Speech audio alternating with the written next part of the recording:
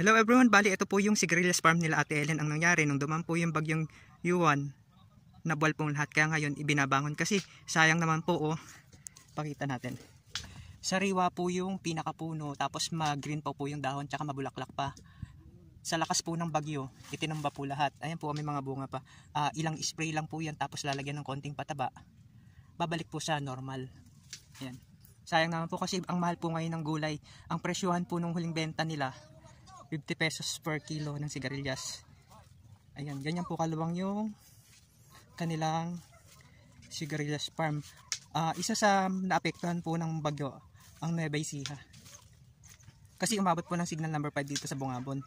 Kaya lang hindi naman po direktang tumama dito kasi doon naglandfall sa Dipakulaw, Aurora. Ito po yung mga tauhan na nagbabangon. Ilan na inibangon nyo? 8 pa lang, ikadami nito, abutin kayo ng hapon. Magkano nyo ba kinontrata? Araw. Magkano ba araw ngayon? 400, pambiling bigas. Pambiling bigas. Bakit alang ayuda? Meron naman, tatagal lang pang isang linggo. Oo nga. Hindi naman pwede iasa lahat sa ayuda. At kailangan din kumayod. May asawa na ba itong batang to? Wala ko. Mukha lang ko may asawa. Butit di ka pa nag-aasawa, kundi. Nako.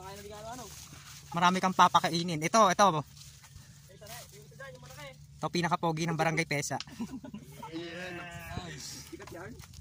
Pogi yan. Yan, pinaka-mahaba. Sa talat ng lupa.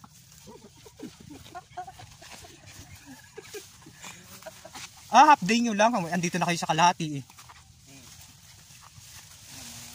Bukas pwede na mamita sila Ate Ellen. Ayan po yung sigarilyas. Ayan. Nabugaw naman siguro yung ahas dito. Maraming ahas dito eh. Pag namimita sila. Nabugaw. Maingay yung kasama. Takot sa mga tao yun eh. Mapupulutan eh. Di pre, iwas na yun. Pero yung ibang ahas kasama sa Senado. Dito, tatali. Buhay ay andon.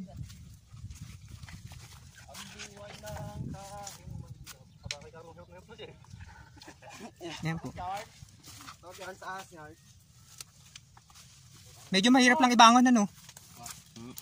Medyo mahirap lang ibangon kasi naka-X yung ano, yung pinakabugsok. Mas madali man ibangon to, sa hirapan. Natural. Ano yung pinakamahirap ibangon?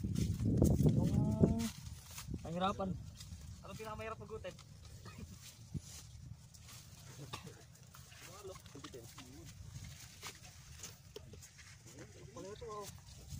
Ayan po lahat.